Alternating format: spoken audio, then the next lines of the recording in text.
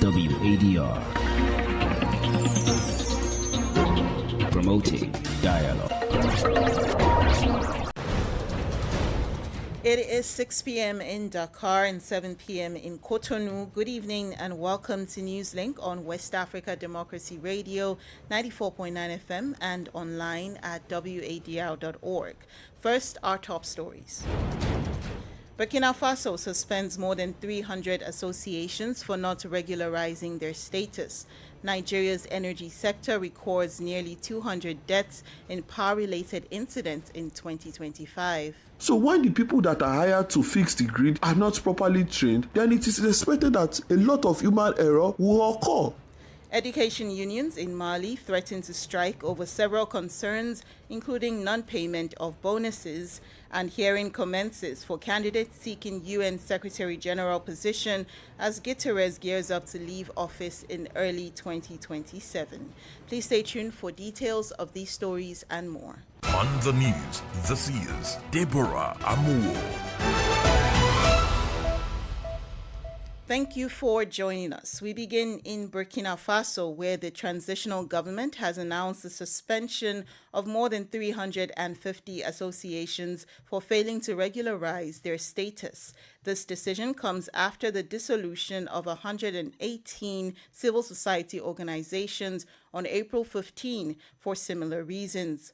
Veronique Njai tells us more. In a decree signed by the Minister of Territorial Administration, the government announced the suspension of 359 local associations. The decision was made public on the evening of Tuesday, April 21st, 2026. This decision, effective immediately, was taken due to the association's failure to renew their governing bodies in accordance with their statutes and internal regulations, including the law in force. Emile Zerbo, Minister of Territorial Administration, specifies that during the suspension period, only actions aimed at regularizing the status of each association are authorized. He added that the lifting of the suspension is contingent upon obtaining proof of renewal. This decision comes just days after the dissolution of 118 other associations effective April 15th.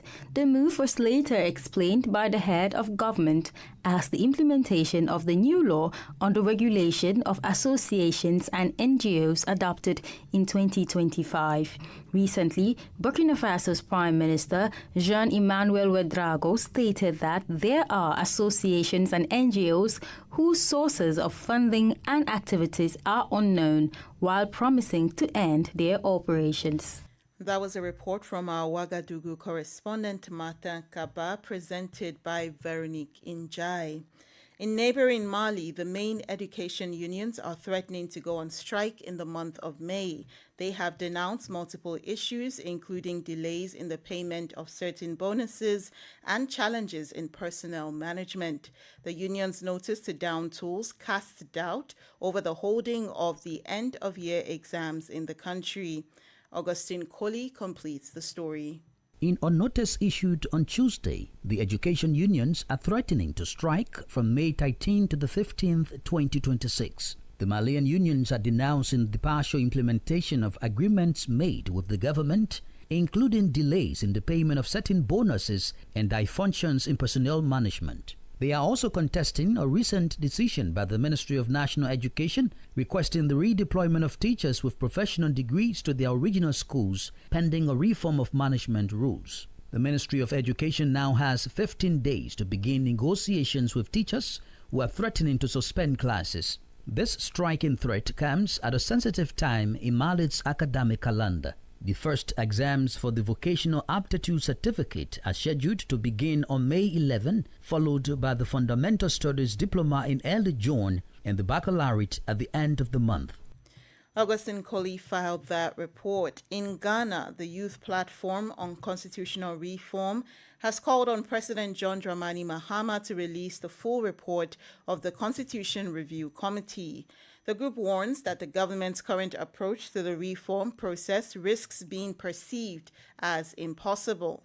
They are urging for greater transparency to build public trust within the government. WADR's Nadede Tete reports from Accra.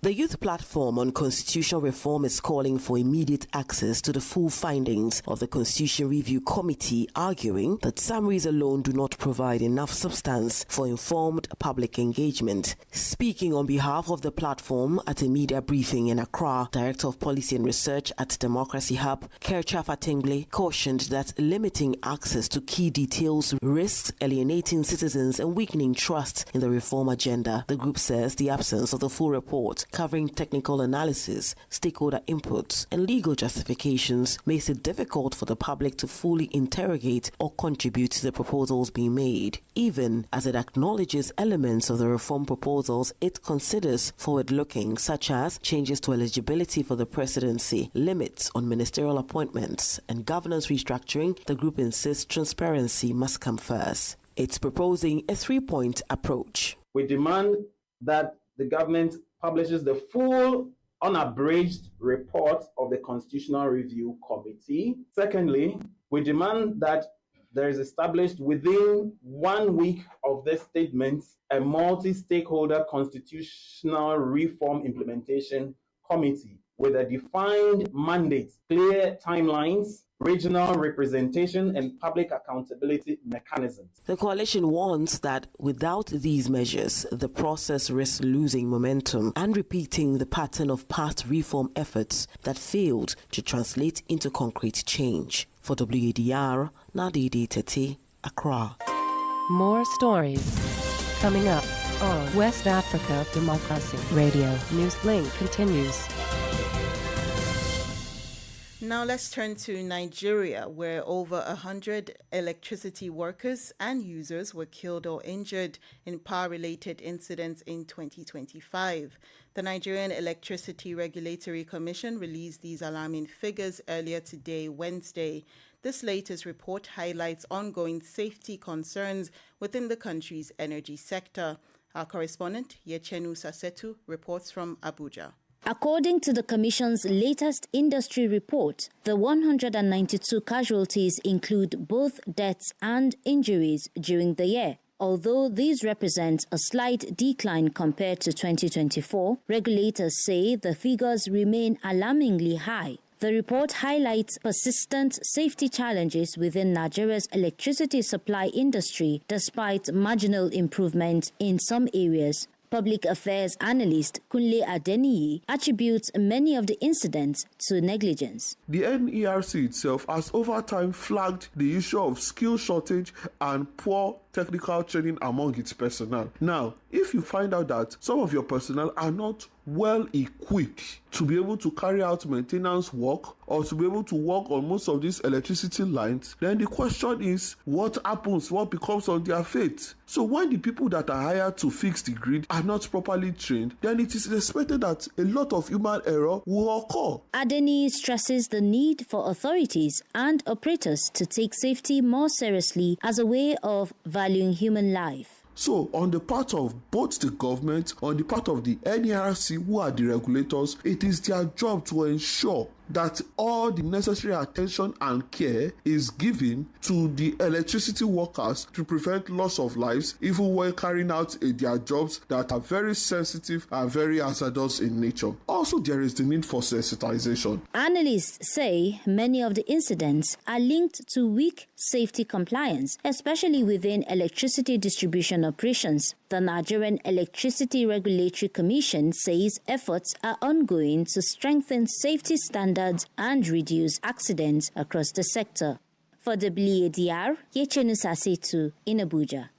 To some humanitarian developments, the Economic Community of West African States, ECOWAS, has launched a program in the Gambia to provide assistive devices to children with disabilities.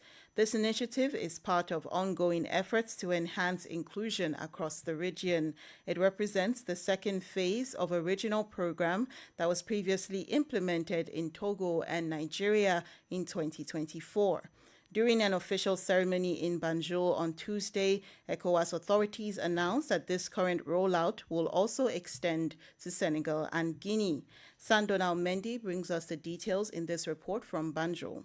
ECOWAS says the program aims to improve access to assistive devices such as wheelchairs, crutches, prostheses, hearing aids, and glasses that remain limited for many children despite their importance in their daily life. Addressing the gathering, Dr. Alves Damalda George, an official of ECOWAS, adds that assistive devices play a key role in improving independence and participation. In providing assistive devices for children with disability, and it is for us an invaluable opportunity not only to reaffirm our commitment to the provisions of Article 9 of the United Nations Convention of Rights with Persons with Disability. The president of the Gambia Federation of the Disabled, Magistrate Mohamed Kurbali, describes the initiative as a significant step for children with disabilities. It will ensure that these children will be able to compete with their counterparts in classrooms. It will ensure accessibility. Despite progress in recent years, children with disabilities across West Africa continue to face discrimination and barriers to education and social participation, often linked to limited access to assistive technology. Fatoumata Jallo, a student living with a disability, welcomes the support. So most of the time it was so difficult to have access to these devices. It was something very difficult. A regional study on disability inclusion estimates that around 240 million children worldwide are living with disabilities, underlining the scale of the challenge. For Newslink on West Africa Democracy Radio, Sangdana Mendy, reporting from Banjul. Meanwhile, Amnesty International warns of widespread abuses across West and Central Africa. In its annual report published on April 21, the NGO uncovers unlawful killings by government forces and armed groups, sexual violence, and crackdowns on dissent during elections throughout 2025. The State of the World's Human Rights Report also reveals that millions of people remain displaced by ongoing conflict and climate-related disasters. Amnesty describes these acts as deepening human rights challenges across the regions. Stay with us as we bring you details of this development in the second half of the news in our guest interview. Now we turn to politics. In Sierra Leone, the main opposition party, All People's Congress, has agreed to end its months-long boycott of parliament and local councils. This agreement follows the government's commitment to restructure the Electoral Commission by December 31, 2026. The resolution was reached after a week of mediation in Freetown, facilitated by international partners including ECOWAS, UNOWAS, and the Commonwealth. Christopher Aticho tells us more. Under the deal, both sides committed to implementing key electoral reforms, including restructuring the electoral body in line with recommendations from the Tripartite Committee and the 2023 Agreement for National Unity. It also provides for a review if deadlines are not met.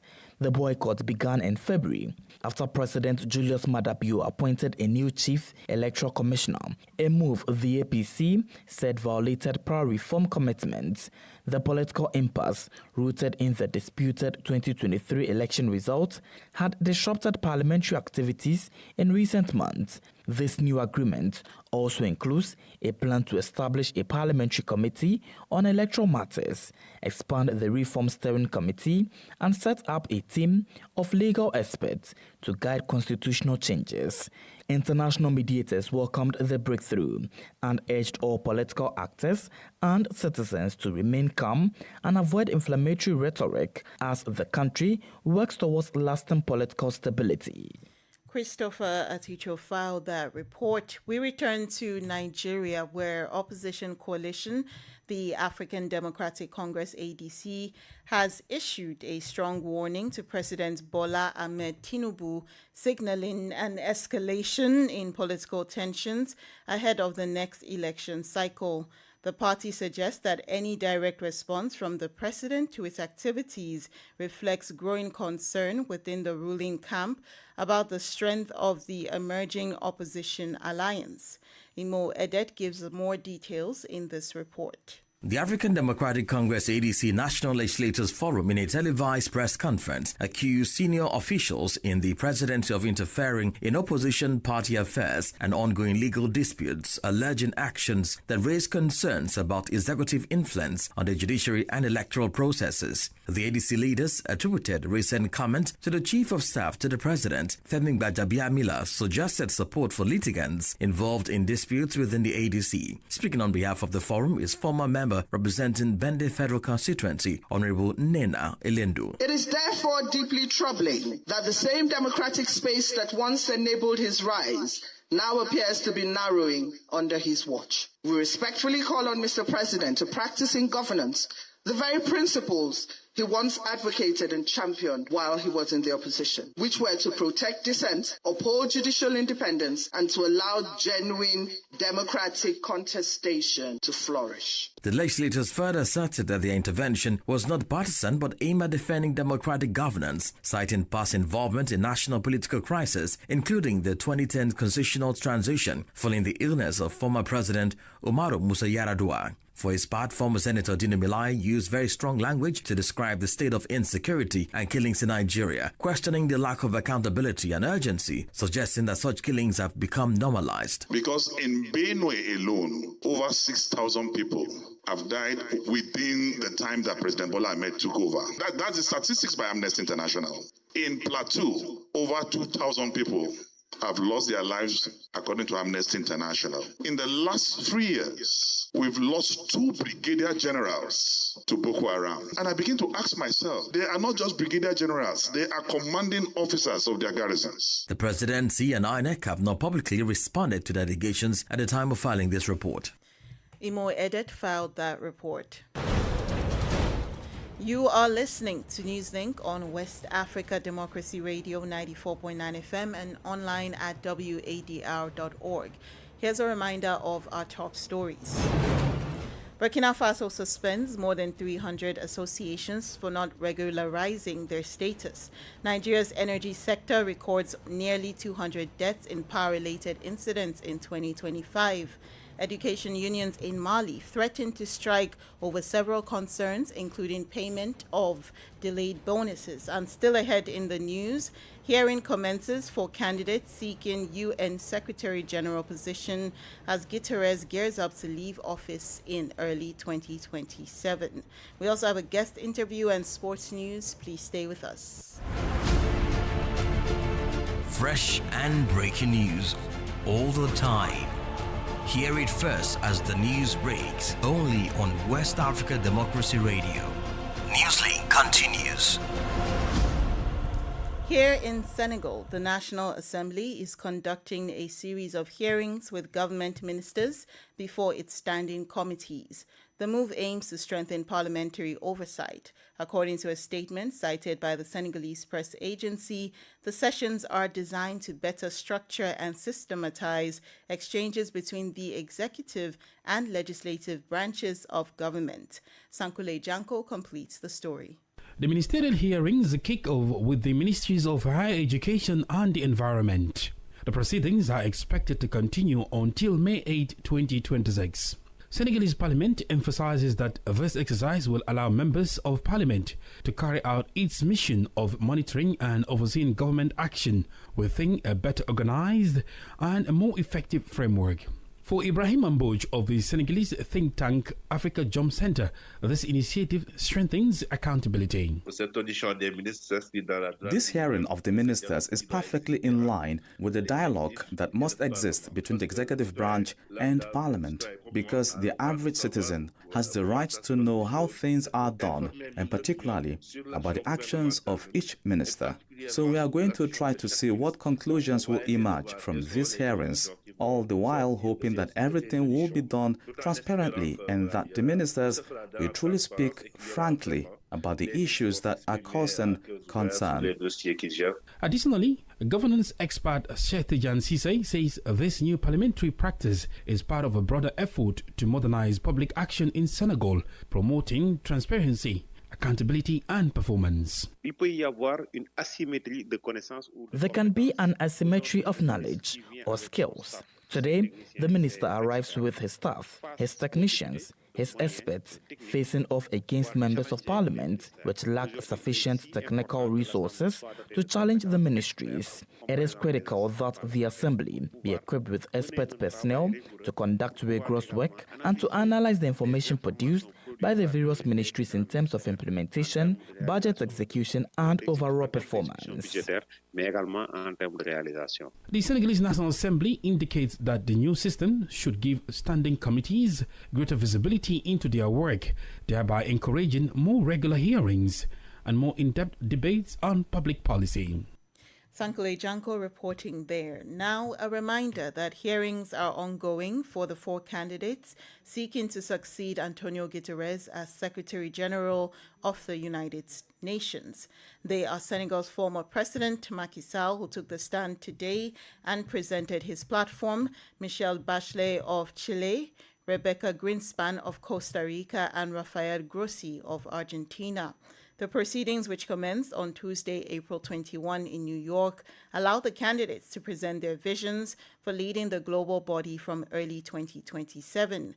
The process comes at a time of mounting challenges for the United Nations, with candidates outlining how they plan to steer the organization through what many describe as a period of deep crisis. Abdullahi Hassan explains the 4 candidates' platforms.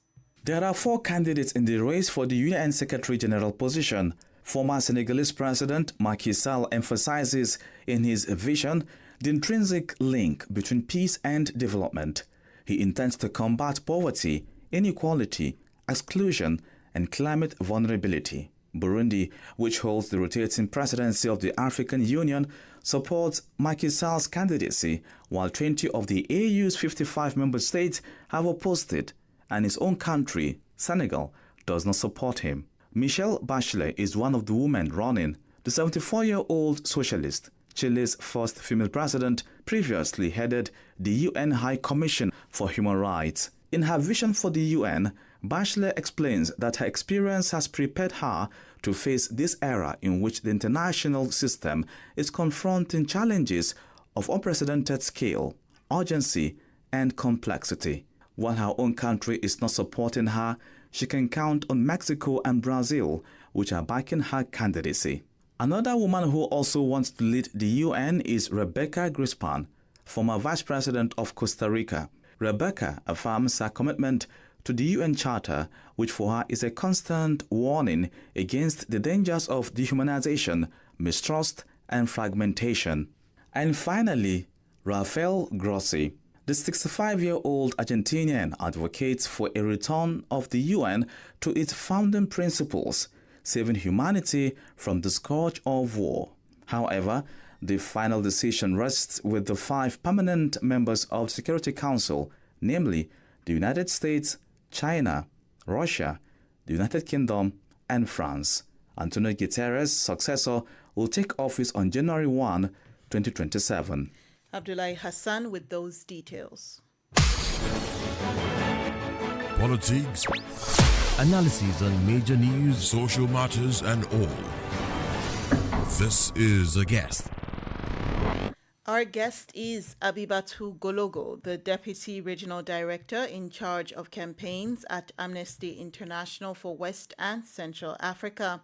She discusses the details of the NGO's annual report, which highlights widespread human rights abuses in these regions. The document reveals little progress, particularly by civil society organizations, but urges state authorities and regional stakeholders to make more efforts in addressing issues of rights violations. Let's start with people who were arbitrarily detained. Most of them have been released. And also we have noticed the opening of judicial investigations into political violence, for instance, in Senegal and also in Togo, where there were protests in the last years and where people were also arrested. And positive news for women and girls in the region. The first one comes from Burkina Faso, where the new Persons and Family Code has been adopted. And now the legal minimum age of marriage is 18 for both girls and boys, which provides a stronger legal protection for women and girls. And also in Sierra Leone, law was also adopted for that almost the same purpose, and we really commend that in the region. The report also talks about challenges in terms of protecting human rights in these two regions. What are some of those challenges? Oh, yes, there are many challenges. So I will start with gender-based violence. Currently, in our region in Western Central Africa, societal norms combined with the actions of certain individuals and organizations hostile to fundamental rights continue to fuel discrimination and gender-based violence against women and girls. Conflict-related sexual violence remains widespread. For instance, in the Central African Republic, as reported by the UN, and also many women and girls continue to be subjected to female genital mutilation, sexual violence, and child and forced marriage in many countries in our region. And also some states have adopted, like in Gambia, in 2015, a law against FGM, but unfortunately, people tried to reverse that law, and end of last year, it went to the Supreme Court, and there's still a debate about how to keep that law in place in Gambia. Overall, Amnesty International notes that populations in Western Central Africa are deprived of their economic and social rights. How does this manifest itself in the daily lives of these populations? Yes, because of the ongoing conflicts in the region, millions of people are suffering from food insecurity and forced displacement. In addition to that, access to education and health care has been severely affected by conflict, chronic underfunding, and the sharp decline in international aid, particularly following massive cuts from USAID funding. Like some people amongst the poorest cannot access basic medical care. One of the reasons is that conflicts continue amid indifference and impunity. Do you believe this, Trent? Yes, in our report, we focus on armed conflicts, ongoing armed conflicts, and which continue in the Sahel region, for instance, in Cameroon, in Central African Republic, and in Nigeria. And we've also noted serious violations committed by both state forces and armed groups. And unfortunately, impunity remains the norm as national justice mechanisms are dysfunctional. And initiatives such as the Special Criminal Court in CAR are weakened by the lack of funding from international organizations and community. Abibatu Gologo is the Deputy Regional Director in charge of campaigns at Amnesty International West and Central Africa. It's now time for some sports stories. We begin with the FIFA World Cup. FIFA has announced that a new batch of tickets for all 104 matches of the 2026 World Cup will go on sale starting today, Wednesday, April 22nd. Fans are expected to access tickets across different matches and price categories as anticipation builds ahead of the tournament in June of this year. Meanwhile, Nigeria's Super Falcons have climbed to 36th in the latest FIFA Women's World Cup world rankings, maintaining their status as Africa's top-ranked team. The 9-team continental champions moved up one spot following a mixed run of results, including a friendly series split against Cameroon. And with that, we have come to the end of this edition of Newslink here on West Africa Democracy Radio, broadcasting from Dakar, Senegal, and online at wadr.org. Thank you for listening, and many thanks to Ismaila Kamara for his technical assistance, as well as Maudu Diouf. Do interact with us via our social media platforms at WADR English. My name is Deborah Amuwo. Good evening. We thank you for listening to Newslink in Nigeria on Love FM Abuja and Darling FM Owerri. In the Gambia on Hot FM Banjul, Hilltop FM and Veritas Radio in Serekunda. Thank you for listening on Alternative Youth Radio Lofa County, Liberia, Radio Kegaman in Nimba County, and DCN Radio Riverses County. A big thank you to Radio Baft FM in Sierra Leone for listening, and in Ghana we thank Radio Pad in Damango and Royals FM in Wenchi. Thank you all for listening to